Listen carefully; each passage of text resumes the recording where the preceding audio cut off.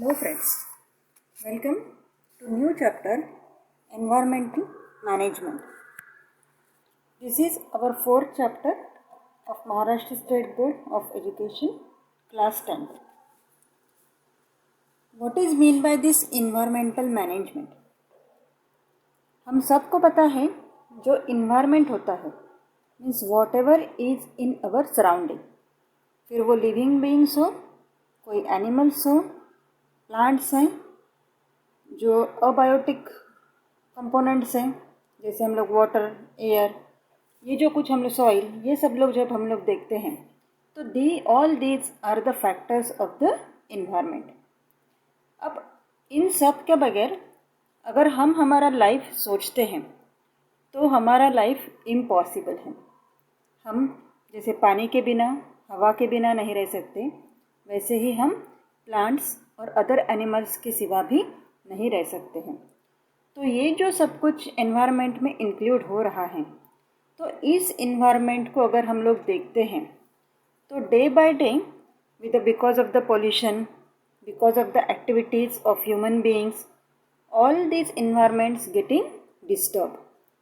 तो ये डिस्टर्बेंस जो भी हो रहा है उसको अगर हमें रोकना है, उसके जो कुछ भी डिसएडवांटेजेस हैं अगर उसको हमें यहाँ पर कम करना है तो एनवायरमेंटल मैनेजमेंट ये एक इम्पॉर्टेंट टॉपिक यहाँ पर स्टडी किया जाता है.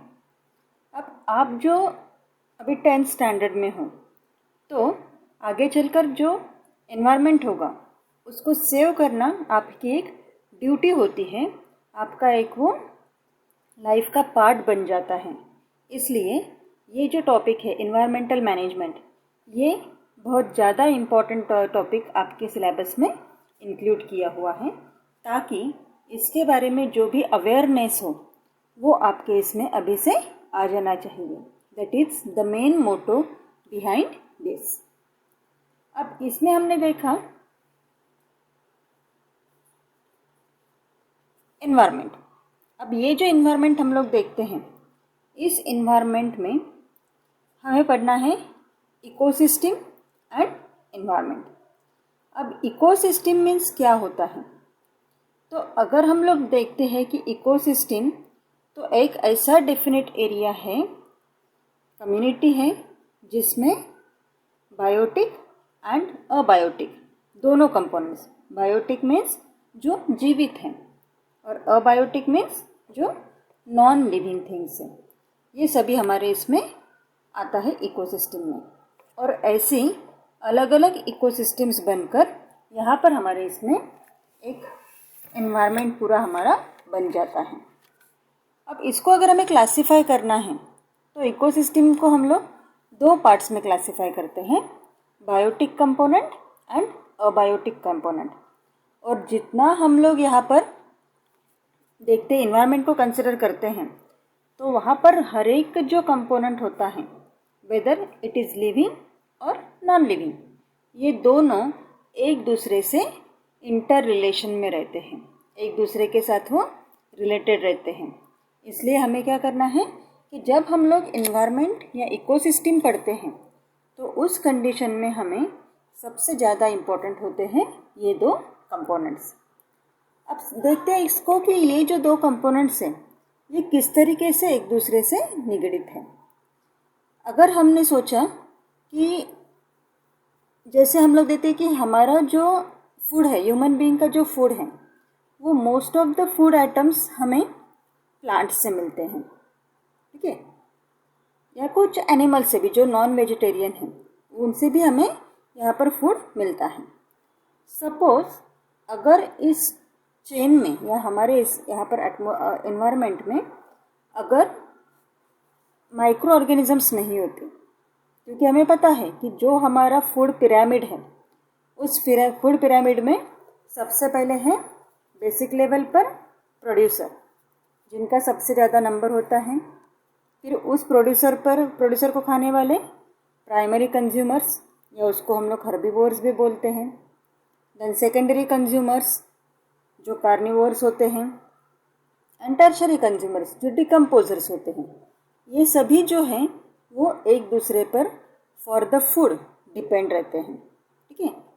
तो अगर सपोज इनमें से एक भी फैक्टर हम लोग यहाँ पर कम कर देते हैं, सपोज हमने सोचा कि हमारे यहाँ पर डिकम्पोजर्स नहीं होते, जो माइक्रो ऑर्गेनिजम्स जो डिकम्पोज करते हैं मटेरियल, अगर वो नहीं होते तो क्या होता? डिकम्पोजर्स का काम क्या होता है? जो भी कॉम्प्लेक्स मटेरियल है उस कॉम्प्लेक्स मटेरियल को वो सिंपल फॉर्म में कन्वर्ट करके सॉइल में मिक्स कर देते हैं। ओके, जैसे हम आगे चलकर फूड चेन देखेंगे, उसमें हमने देखा है कि एक पर दूसरा डिपेंड होता है। तो इसी चीज़ को हमारे जो पहले के संस्कृत के आचार्य थे, उन्होंने उसको बहुत अच्छी तरीके से मेंशन किया हुआ है।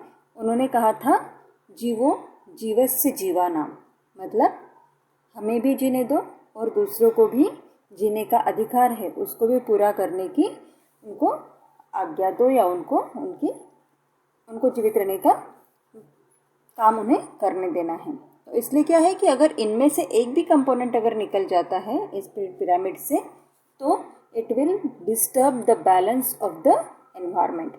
इसलिए ये जो कहा हुआ है जीवो जीवस्य जीवनम, ये इम्पोर्टेंट है और हमारे संस्कृत में ये पहले से ही नमूद किया गया है। जब साइंस की स्टडी स्टार्ट नहीं हुई थी तब से ये प्रोसेस जो है वो चलती आ रही है, ये हमें यहाँ पर पता चलता है। इसलिए ये जो इकोसिस्टम है, how this ecosystem is related with the science and environment, ये सब कुछ हम लोग इसमें देखते हैं। और प्रीवियस क्लासेस में भी हमने इसे पढ़ा हुआ है। फूड चेन हमने पढ़ा है, फूड वेब हमने पढ़ा हुआ है, फूड पिरामिड क्या होता है, किस तरीके से एनवायरमेंटल बैलेंस रखा जाता है, ये सब कुछ हमारा इसमें कन्वर्ट हो गया है। हेंस ये जो पूरा इकोसिस्टम होता है that is related to each other. Now next we will see food chain. जैसे यहाँ पर आपको पिक्चर में दिख रहा है कि प्रोड्यूसर्स जो है that is the plants, they can synthesize their own food with the help of water, sunlight, carbon dioxide and nutrients from the soil। उसको यूज़ करके ये अपना फूड प्रिपेयर करते हैं। फिर जो ग्रास हॉपर होता है, that grasshopper will take the food from that plants. फिर ग्रास हॉपर को कौन खा रहा है? यहाँ पर फ्रॉग खा रहा है। फ्रॉग को कौन खाएगा? स्नेक खाएगा। फिर जो ईगल होता है, that eagle will catch the snake and make our food। और फिर जब ईगल की डेथ हो जाती है, that time these decomposers will decompose the body of this eagle and convert it again into the simple material or simple organic compounds which are dissolved in soil। और फिर से वो प्लांट्स को nutrients provide करता है। तो ये जो कुछ भी कंप्लीट चेन यहाँ पर हो रही है उसको हम लोग कहते हैं फूड चेन। और यही मेंशन करता है कि किस तरीके से एक जो लिविंग बीइंग होता है वो दूसरे लिविंग बीइंग पर डिपेंड होता है। ये हमें यहाँ से पता चल गया। और एक भी अगर यहाँ पे कम हो जाएगा तो उस कंडीशन में क्या हो सकता है, यहाँ पर जो परसेंटेज होता है हर एक का एक दूसरे पर डिपेंड हुए, जो इन्वायरमेंटल बैलेंस हमें रखना है वो यहाँ पर नहीं हो सकता है। तो इसको हम लोग कहते हैं फूड चेन। अब फूड चेन और फूड वेब, इसमें क्या डिफरेंस होता है? तो यहाँ पर हम लोग जब डिफरेंस देखते हैं तो हमने सिंपल यहाँ पर देखा है कि जब नंबर ऑफ फूड चेन्स एक साथ कैरिड आउट होती हैं, ठीक है, मीन्स एक जो होता है, सपोज हमने एग्जाम्पल लिया बटरफ्लाई का, वो बटरफ्लाई क्या करेगा? वो फूड से फ्लावर से जूस सक करेगा। अब उस बटरफ्लाई को खाने वाले दो होते हैं, एक तो ड्रैगन फ्लाई होता है, दूसरा फ्रॉग होता है। हो गई वहाँ पे चेन, जिससे चेंज हो गई। अब फ्रॉग को खाने वाला एक तो स्नेक होता है या फिर ईगल होता है, ठीक है। इस तरीके से क्या होता है, जो डिपेंडेंसी होती है वो यहाँ पर चेंज हो जाती है। और उस वजह से जो भी नेटवर्क यहाँ पर फॉर्म हुआ है फूड चेन का, उसको हम लोग कहते हैं फूड वेब, ठीक है। एक ही एनिमल जो जिस पर दो डिपेंड है, अलग अलग टाइप से वो कैरिड आउट हो सकती हैं, इसलिए हमने उसको कहा हुआ है फूड वेब। ये दोनों टॉपिक्स हमने 9th स्टैंडर्ड में रखे हुए हैं। अब इनमें से सपोज हमने देख लिया कि एक कंपोनेंट गया हुआ है, तो यहाँ पर जैसे हमने डिकम्पोज, तो पोल्यूशन की लेवल क्या हो सकती है, यहाँ पर बढ़ सकती है। तो ये जो कुछ भी हमारा इकोसिस्टम है ये एक दूसरे पर डिपेंड होता है। अब हम लोग देखते हैं व्हाट इज दिस एक्चुअल में इकोसिस्टम। इकोसिस्टम क्या होता है? तो हमें ऑलरेडी पता है कि इकोसिस्टम के दो पार्ट्स हैं, दो कंपोनेंट्स हैं, biotic component and abiotic component. अब इसमें किस तरीके से क्लासिफिकेशन होता है that we will studied in this chart. अब हमने यहाँ पर सबसे पहले हम लोग देखते हैं अबायोटिक कंपोनेंट, मीन्स जो हमारा इकोसिस्टम था उसको हमने डिस्ट्रीब्यूट किया अबायोटिक एंड बायोटिक कंपोनेंट में।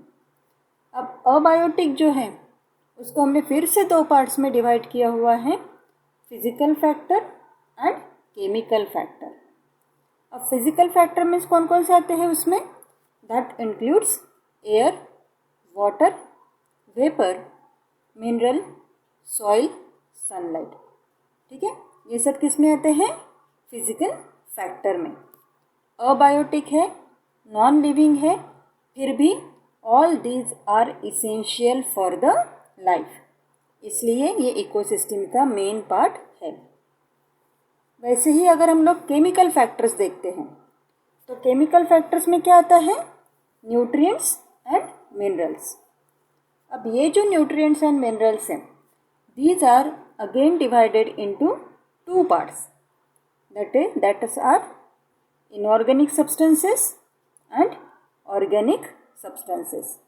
ठीक है, अब इनऑर्गेनिक सब्सटेंसेस कौन से आते हैं यहाँ पर, जैसे हाइड्रोजन है, ऑक्सीजन है, nitrogen, calcium, iron, sodium, potassium, all these are the inorganic substances. और ऑर्गेनिक सब्सटेंस में कौन से आते हैं, proteins, carbohydrate, fats etcetera are included into the organic substances. समझ में आ गया, ये पूरे क्या हो गए, all these are the abiotic components. अब नेक्स्ट हमें देखना है biotic components. Biotic means those which are living. अब उसमें हमने उसको डिस्ट्रीब्यूट किया है दो पार्ट्स में, ऑटोट्रॉप्स एंड हेटेरोट्रॉप्स। अब ऑटोट्रॉप्स को पहले हम लोग देखते हैं। ऑटोट्रॉप्स किसको कह सकते हैं हम लोग, जो खुद का फूड खुद सिंथेसाइज करते हैं, उनको हम लोग कहते हैं ऑटोट्रॉप्स। और उसी को हम लोग कहते हैं प्रोड्यूसर्स, जो प्रोड्यूस करता है। कौन होते हैं ऐसे, all plants, these are the producers, और उसी को हमने कहा हुआ है autotrophs. Now second part is the heterotrophs. अब हेटेरोट्रॉप्स में कौन कौन आता है, consumers and decomposers. Consumer means जो कंज्यूम करते हैं, जो खाते हैं, और डिकम्पोजर्स मीन्स जो डिकम्पोजिशन प्रोसेस कैरिड आउट करते हैं। अब यहाँ पर जो कंज्यूमर्स हैं, these consumers are again divided into two parts. First one is animals and second is bacteria। और ये जो एनिमल्स है उसको हमने डिस्ट्रीब्यूट किया हुआ है primary consumer, secondary consumer, tertiary consumer. तीन पार्ट में हमने उसे डिस्ट्रीब्यूट किया है। अब ये जो कंज्यूमर्स हैं जिसके हमने टाइप्स देखे, primary consumer, secondary consumer and tertiary consumer, ये किस तरीके से डिफ्रेंशिएट करते हैं। तो यहाँ पर आप फूड चेन में देख रहे हो कि जो ग्रास हॉपर हैं that will consume the plants, ठीक है, उसको उसका फूड प्लांट से मिल रहा है, तो वो हो गया प्राइमरी कंज्यूमर। अब इस ग्रास हॉपर को कौन खा रहा है, फ्रॉग खा रहा है, वो हो गया सेकेंडरी कंज्यूमर। देन फ्रॉग को खा रहा है स्नेक, स्नेक हो गया टर्शरी कंज्यूमर। तो इस तरीके से क्या होता है, ये जो पूरा साइकिल है, this cycle will carried out. Okay, ये जो टेबल है यहाँ पर, this table is very very very important in examination point of view. ठीक है, जैसे आपके बुक में फिल इन द ब्लैंक्स के फॉर्म में दिया हुआ है, उस तरीके से ये आपको आपके एग्ज़ाम पेपर में भी, बोर्ड एग्ज़ाम में भी पूछ सकते हैं। इसलिए इसको अच्छे से आपको याद करके रखना है। ना एक एग्जाम्पल हम लोग यहाँ पर देखते हैं कि जैसे हम लोग साउथ इंडिया का साउथ पार्ट जब देखते हैं, या साउथ इंडिया में जब हम जाते हैं, तो वहाँ पर जो पैडी होता है, जो राइस जिसको हम लोग बोलते हैं, तो उसका जो राइस जिसमें उसका राइस का दाना निकलता है, उसका जो पार्ट होता है उसको हम लोग पैडी बोलते हैं। तो वो कल्टीवेट किया जाता है लार्ज स्केल पर। अब यहाँ पर जो भी उसका फील्ड होता है पैडी फील्ड जो होता है, वहाँ पर जब वो राइस ग्रो होता है तो उसमें ग्रास हॉपर्स जो होते हैं वो अटैक करते हैं। ठीक है, अब नंबर ऑफ ग्रास हॉपर्स वहाँ पर वो पैडी क्रॉप खाने के लिए आते हैं। अब ग्रास हॉपर आ गए तो वहाँ पर फिर उनके प्रेडेटर्स जो है फ्रॉक्स, वो भी वहाँ पर आ जाते हैं। प्रेडेटर्स को खाने के लिए, फ्रॉग को खाने के लिए स्नेक्स पहुँच जाते हैं। बट सपोज अगर हमने यहाँ पर देखा कि जो फ्रॉग का पॉपुलेशन है, सपोज वो पॉपुलेशन उसका कम हो गया, डिक्लाइन हो गया, तो क्या हो सकता है, ये अगर हमें देखना है तो उसी के आधार पर आपको यहाँ पर 3 क्वेश्चंस पीछे पूछे हुए हैं। What will be the effect on paddy crop, paddy crop पर इसका इफेक्ट क्या होगा। अगर हमने फ्रॉग का नंबर कम कर दिया तो पैडी क्रॉप का नंबर इफेक्ट क्या होगा, तो उसमें क्या हो सकता है। पैडी क्रॉप फ्रॉग अगर कम हो गए तो फ्रॉग किसको खाता है, ग्रास हॉपर को। ग्रास हॉपर क्या कर रहे हैं, वो पैडी क्रॉप को खा रहे हैं। अगर फ्रॉग कम हो गए तो ग्रास हॉपर को खाने वाला फ्रॉग कम हो गया, तो number of grass hopper naturally बढ़ जाएगा। ठीक है, और वो बढ़ जाने की वजह से जो हमारा पैडी क्रॉप है वो most of the paddy crops are eaten by the grasshopper. ठीक है, ग्रास हॉपर उसमें से बहुत सारा पार्ट खा लेगा और जितने इसमें हमें उसका मिलना चाहिए प्रोडक्शन, उतना वहाँ पर नहीं मिलेगा। देन द सेकेंड क्वेश्चन है, number of which consumers will decline and which will increase. कौन से कंज्यूमर का नंबर, मीन्स प्राइमरी, सेकेंडरी और टर्शरी, ऐसा हमारा जो कंज्यूमर है वो किस तरीके से कौन सा डिक्लाइन होगा और कौन सा वाला बढ़ेगा, ये हमें देखना है। तो यहाँ पर बढ़ने वाला कौन सा है कंज्यूमर, जो प्राइमरी कंज्यूमर है ग्रास हॉपर, वो यहाँ पर उसका नंबर इंक्रीज होगा। बट जो स्नेक है उसका ये क्या हो जाएगा, यहाँ पर उसका जो टर्शरी कंज्यूमर है स्नेक, उसका नंबर यहाँ पर कम हो जाएगा। Okay, that will be the effect on the number of consumers. और उसी की वजह से जो सांप मीन्स स्नेक अगर कम हो गए तो उसके लिए जो बाकी के रोडेंट्स होते हैं, जैसे रैट हो गए या कुछ बाकी के होते हैं, वो यहाँ पर बढ़ जाते हैं, which will also act as an secondary consumer. Then what will be the overall effect on the ecosystem.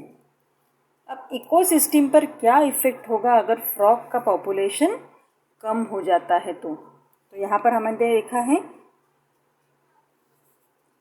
Grass hopper का नंबर बढ़ गया, स्नेक का नंबर कम हो गया, पैडी क्रॉप का क्या हो गया, most of the paddy crop कौन खा लेगा, ग्रास हॉपर खा लेगा। तो इसलिए हमारी चेन जो है वो पूरी कंप्लीट हो रही है क्या, नहीं हो रहा है। There is an imbalance in the ecosystem. Okay, ecosystem यहाँ पर कंप्लीट होती है क्या हमारी, नहीं होती है, दैट विल गेट्स इनबैलेंस्ड।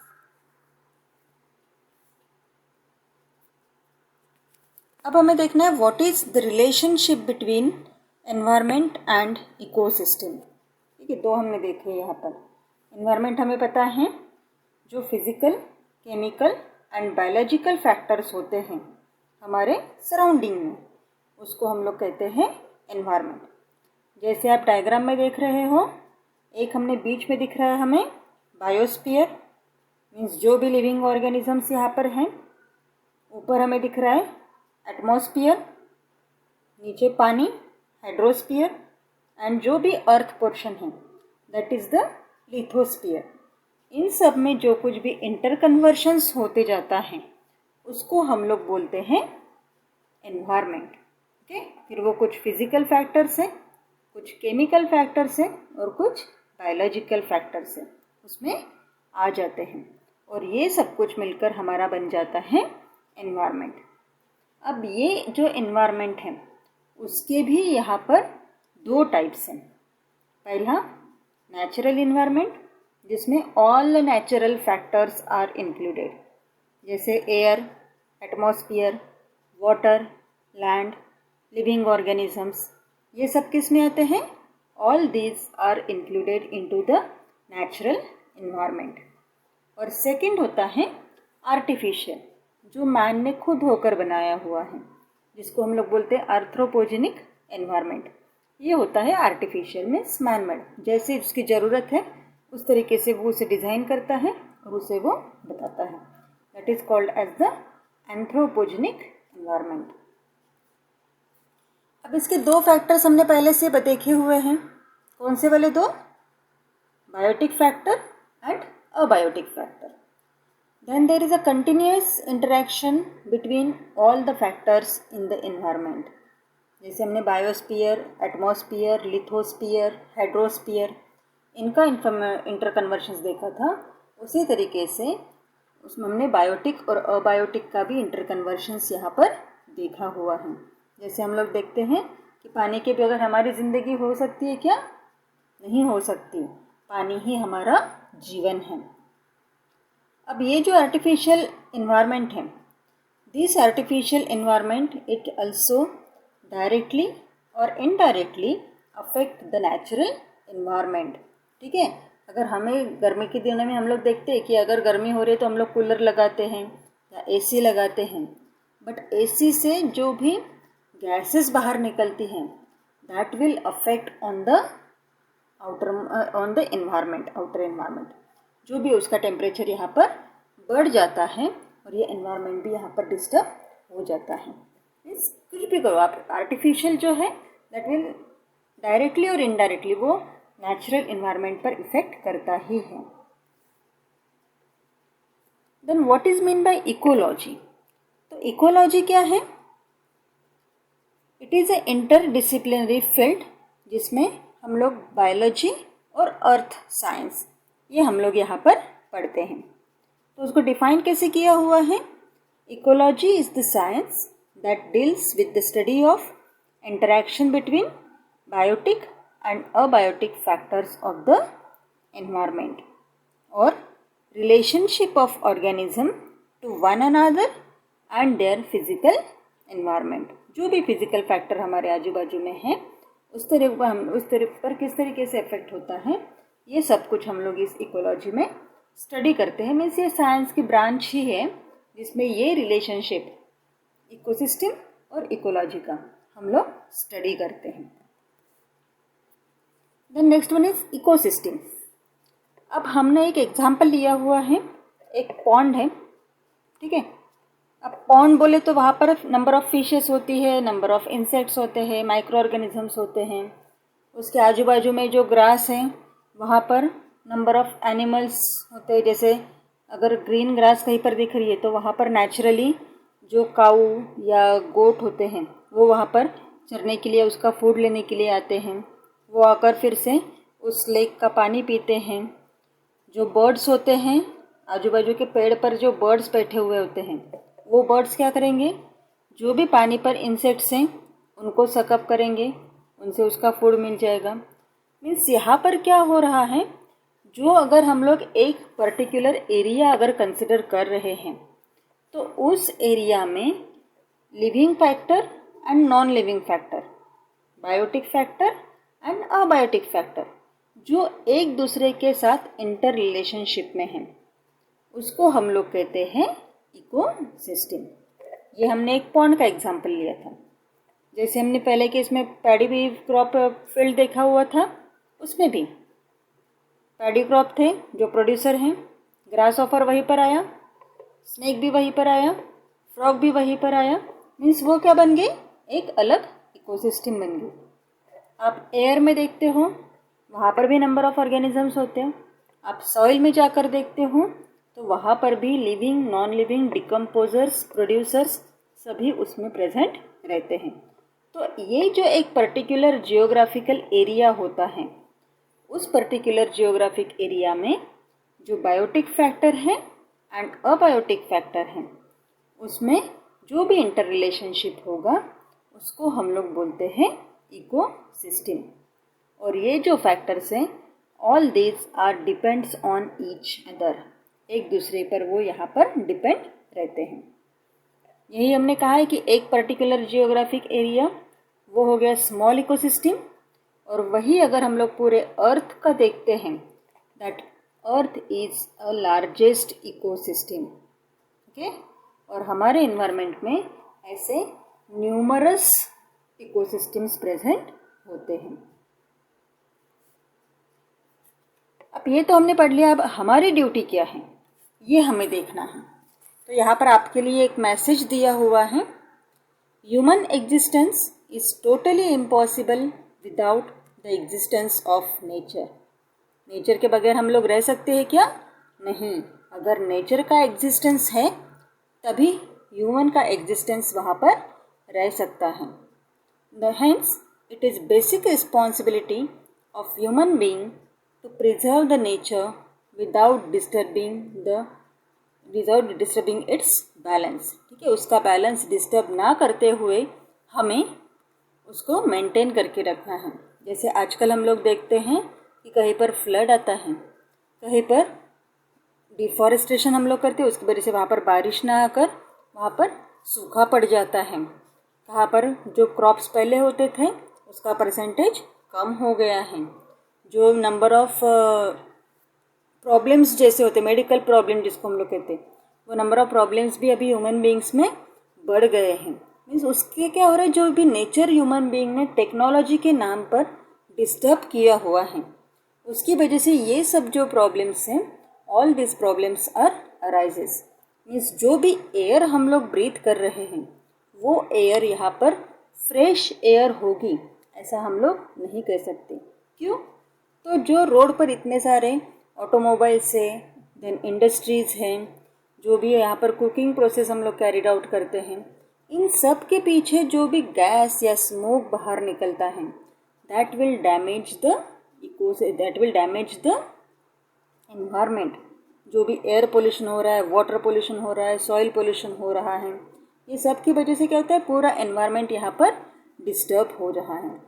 तो इसके लिए हमें क्या कहना है, it is said that we have got this earth planet on lease from our future generations and not as an ancestral property from our ancestors. ठीक है, हमारा जो फ्यूचर जनरेशन है उससे हमें ये लीज पर मिला हुआ है, उसको हमें संभाल कर रखना है। जैसे हम लोग दूसरे किसी की चीज़ लेते हैं तो उसको हमें उसे उसी कंडीशन में, अच्छे कंडीशन में ही वापस करनी पड़ती है।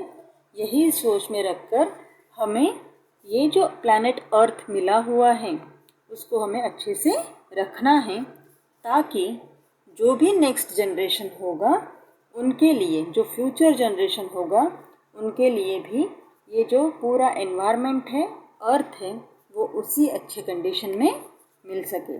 इसलिए ये जो हमारी ड्यूटी है वो हमें प्रॉपरली उसको कंजर्व करना है, उसको हमें सेव करके रखना है, ताकि ये हमारे फ्यूचर जनरेशन के लिए एक बहुत अच्छा गिफ्ट बन सकता है।